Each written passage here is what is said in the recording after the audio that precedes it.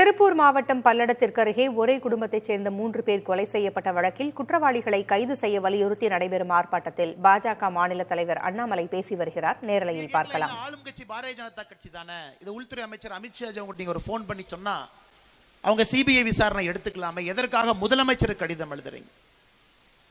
2023 June 13ஆம் தேதி மாநில அரசு சிபிஐ அமைப்புக்கு கொடுக்கப்பட்டிருந்த அதிகாரத்தை மாநில அரசு ரத்து பண்ணிட்டாங்க. அதுவரை சிபிஐ பொறுத்தவரை இந்தியாவில் எந்த பகுதிக்கும் சென்று எந்த விசாரணையும் எடுத்து அவர்களால் நடத்த முடியும். செந்தில் பாலாஜி அவர்கள் மீது ஜூன் 13, 2013 என்போர்ஸ்மெண்ட் டைரக்டரேட் முதலாக நடவடிக்கை எடுத்த அதே நாளில் அன்னைக்கு சாயந்தரம் முதலமைச்சர் அவர்கள் மத்திய அரசை சார்ந்த எந்த ஒரு புலனாய்வு நிறுவனமும் சிபிஐ தமிழகத்திற்குள்ள எந்த ஒரு வழக்கையும் எடுத்து விசாரிப்பதற்கு அனுமதி இல்லை என்று அதற்கு கொடுத்திருக்கக்கூடிய ஜெனரல் கன்சென்ட் அதை மாநில அரசு திரும்ப பெற்றுக் கொண்டு விட்டார். அன்றிலிருந்து நம்முடைய மாநிலத்திற்குள்ள மாநில அரசினுடைய அனுமதி இல்லாமல் உள்துறை அமைச்சர் அமித்ஷாஜி அவர்கள் விருப்பப்பட்டாலும் கூட மாநில அரசினுடைய அனுமதி இல்லாமல் சிபிஐ தமிழகத்தில் எந்த ஒரு வழக்கையும் விசாரிக்க முடியாது. அதனால்தான் அந்த கடிதம் எழுத வேண்டிய நிலைமை நமக்கு ஏற்பட்டது. டிசம்பர் 6ஆம் தேதி அந்த கடிதம் எழுதும். நம்ம நல்லா புரிஞ்சுக்கணுங்க. இதில் நான் அரசியல் எங்கேயுமே பேச விரும்பலைங்க. நம்முடைய கட்சியினுடைய தலைவர்கள், தொண்டர்கள் இன்னைக்கு தமிழகத்தில் என்ன நடக்குது, தமிழகத்தினுடைய சூழ்நிலை, பெண்கள் குழந்தைகள் மீது நடக்கக்கூடிய கொடூர செயல்கள் அதெல்லாம் பட்டியல் போட்டு பேசியிருக்கிறாங்க. நான் உங்களோடு நின்று பேசுவதற்கு ஒரே ஒரு காரணம், இது போன்ற ஆர்ப்பாட்டங்கள் பார்த்தீங்கன்னா தலைநகரத்தில் நடக்கும். சென்னையில் தினமும் நடந்துகிட்டே இருக்கு, ஏதோ ஒரு கட்சி நடத்துவாங்க. ஆனால் இன்னைக்கு பொங்கலூர் ஒன்றியத்தில் கொடுவாய் பகுதியில் நடத்தணும், சேமலை கவுண்டம்பாளையம் பக்கத்திலேயே நடத்தணும், உள்ளூருக்கு போயே நடத்தணும். யாராக இருந்தாலும் ஆர்ப்பாட்டம் சென்னையில் நடத்தக்கூடாது, கோயம்புத்தூர் நடத்தக்கூடாது, உள்ளூரில் மக்களோடு மக்களாக சேர்ந்து இந்த ஆர்ப்பாட்டத்தை நடத்த வேண்டும் என்பதற்காக இன்னைக்கு நம்முடைய கட்சி நண்பர்கள் பொதுமக்களோடு இங்கே வந்திருக்கின்றோம். காரணம் ஐயா, ஒரு குற்றவாளியை நீங்கள் பிடிக்கவில்லை என்றால் அந்த குற்றவாளிக்கு பயம் போயிருது. மறுபடியும் இதே குற்றத்தை தைரியமாக செய்ய ஆரம்பிக்கின்றார்கள். இந்த சார்ல ஞானசேகரனை போல 2014 இதே போல ஒரு பெண்ணிடம் தவறாக நடந்து அவர் மேல ஒரு கேஸ், அதன் பிறகு 19 வழக்குகள் கண்காணிப்பு வளையத்தில் இல்லாத ஒரே காரணத்தினால டிசம்பர் 23, 2024 அண்ணா யூனிவர்சிட்டி பல்கலைக்கழகத்தில் இந்த கொடூரமான செயலை செய்யறான். 25ஆம் தேதி வழக்கு பதிவு செய்யறாங்க.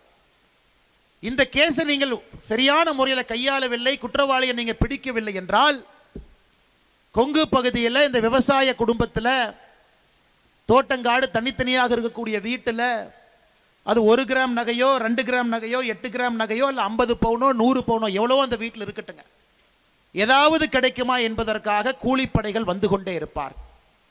அதனால்தான் நம்ம அனைவருடைய உணர்வு, இந்த 3 நபர்கள் யார், எந்த தப்பும் பண்ணாம தோட்டத்து வீட்டில் எந்த குற்றமும் செய்யாம விவசாயம் செய்து கொண்டு படித்து அந்த மகன் ஐடி கம்பெனியில் வேலை பெற்று வாழ்விலே உயர்ந்து கொண்டிருக்கக்கூடிய சமயத்தில் படுகொலை செய்யப்பட்டிருக்கின்றார்கள். இவர்களுக்கு நாம் நீதி கொடுக்கவில்லை என்றால் எதற்காக நாம் பொது வாழ்க்கையில் இருக்க வேண்டும் என்கின்ற ஒரே எண்ணத்தில் நாம் எல்லோரும் இங்கே சேர்ந்திருக்கின்றோம்.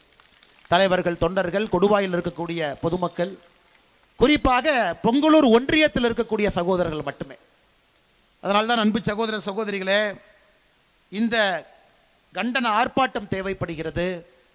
உங்கள் எல்லோரையும் ஒரு புள்ளியில இணைக்க வேண்டிய கட்டாயம் நம்ம கட்சிக்கு இருக்கு. ஒரு புள்ளியில இணைப்பது மட்டுமல்ல, காவல்துறைக்கு இதன் மூலமாக இன்னும் அழுத்தத்தை கொடுக்க வேண்டிய கட்டாயம் இருக்கு. காவல்துறை நண்பர்கள் 14 தனிப்படை அமைச்சிருக்கிறாங்க. இங்க யாருமே காவல்துறையை பத்தி எப்பொழுதுமே ஒரு தவறான வார்த்தையை பேசக்கூடிய நபர் நான் அல்ல. அதே காக்கியோடைய அணிந்திருக்கின்றேன், அவர்களுடைய உப்பை நான் சாப்பிட்டு இருக்கிறேன். ஆனா தமிழகத்தில் நாம் காவல்துறை செய்யக்கூடிய தவறுகளை நாம் எதற்கு சுட்டி காட்டுறோம்? நீங்க பாருங்க, 2023, 24 போன ஆண்டு பாருங்க, சப் இன்ஸ்பெக்டர் தேர்வு நடத்தப்படவில்லை, கான்ஸ்டபிளுக்கான தேர்வு நடத்தப்படவில்லை. நீங்க பாருங்க எப்படி ஒரு காவல்துறை பணி செய்யறாங்கன்னு யோசிச்சு பாருங்க.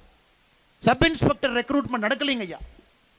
இன்னைக்கு சென்னையிலே முதலா தமிழ்நாட்டில் நான் பார்க்கிறேன், அந்த பரீட்சை எழுத வேண்டிய மாணவர்கள் இன்னைக்கு சென்னையில் பிரஸ் மீட் மத்தியானம் நடத்துறாங்க.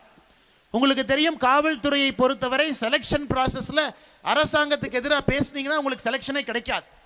உங்க மேல எஃப்ஐஆர் இருந்தாலும் செலக்ஷன் கிடையாது. அந்த 20 பசங்க இன்னைக்கு சென்னை பிரஸ் கிளப்ல பிரஸ் மீட் போட்டு பேசுறாங்க. எனக்கே ஆச்சரியம், என்ன எவ்வளவு தைரியம் அந்த பசங்களுக்கு. இதை காரணமா வைத்து அரசாங்கம் உங்களுக்கு வேலை கொடுக்க மாட்டாங்களே.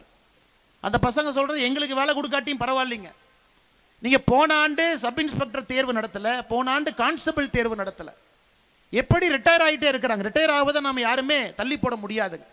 அப்படி இருக்கும் பொழுது ஆள் பற்றாக்குறை ஒரு காவல் நிலையத்திலும் இருக்கு. ஒரு காவல் நிலையத்தில் ஆள் பற்றாக்குறை. கிராமத்துக்குள்ள ரோந்து வர முடியல, இரவு நம்மளை பார்க்க முடியல. ஒரு பெட்டிஷன் எடுத்துட்டு போனா கூட 4-5 மணி நேரம் ஒரு காவல் நிலையத்தில் ஆகுது. பாதி நேரம் பந்தோபஸ்து, ஆர்ப்பாட்டம், முதலமைச்சர் வர்றாங்க, கோயம்புத்தூருக்கு போங்க, ஈரோட்டுக்கு போங்க, திருப்பூருக்கு போங்க, பாதி நேரம் இந்த வேலை தான். அப்ப என்ன ஆகுதுங்க, குற்றச்செயலில் யார் ஈடுபடுகின்றார்களோ அவர்கள் மீது கவனம் அவர்களுக்கு கொடுப்பது முடியவில்லை, கவனம் கொடுக்க முடியல. குற்றம் நடந்த பிறகு கண்டுபிடிக்க சுத்தமா முடியல. அப்படி இருக்கும் பொழுது இதே மாதிரி இருந்தா, குற்றச்செயல்கள் அதிகமாகிக் கொண்டிருந்தால் ஒரு தாயோ மகளோ பெண்ணோ எப்படி வீதியிலே தைரியமாக இரவு 8 மணிக்கு மேல ஒரு குழந்தை எப்படி நடக்க முடியும்? அதனால் இந்த கண்டன ஆர்ப்பாட்டம் என்பது எல்லாத்தையும் சேர்த்தித்தாங்க ஐயா. ஏதோ கண்டன ஆர்ப்பாட்டம் போட்டாங்க, மற்ற கட்சியை போல திமுக 4 திட்டினாங்க, கிளம்பிட்டாங்க, அது கிடையாது. காவல்துறையை தயவு செய்து அவர்களுக்கு அதிகாரம் கொடுங்க, ரெக்ரூட்மெண்ட் நடத்துங்க, சப் இன்ஸ்பெக்டர் கான்ஸ்டபிளை புதுசா எடுங்க. இது போன்ற 3 கொடூரமான, அந்த காலத்தில் பாருங்க ஐயா, ஒரு கொலைகேஸ் தான் சிபிஐ கொடுத்துருவாங்க, ஒரு கொலைகேஸ். இது 3 பேர் இந்த பகுதியில் தொடர்ந்து நடக்குது. திருப்பூர் மாவட்டம் பல்லடத்திற்கு அருகே ஒரே குடும்பத்தைச் சேர்ந்த 3 பேர் கொலை செய்யப்பட்ட வழக்கில் குற்றவாளிகளை கைது செய்ய வலியுறுத்தி ஆர்ப்பாட்டம் நடைபெற்று வந்தது. இந்த ஆர்ப்பாட்டத்தில் பாஜக மாநில தலைவர் அண்ணாமலை பேசி வருகிறார். 3 கொலை வழக்கை சிபிஐக்கு மாற்ற வேண்டும் என்று கூறியிருக்கிறார். சென்னையில் ஏதோ ஒரு காரணங்களுக்காக தினமும் ஆர்ப்பாட்டங்கள் நடைபெற்று வருகின்றன. ஒரு குற்றவாளியை கைது செய்யாவிட்டால் அடுத்தடுத்த குற்றவாளிகள் உருவாவார்கள் என்றும் அண்ணாமலை பேசி வருகிறார். கூடுதல் விவரங்களை பின்னர் பார்க்கலாம்.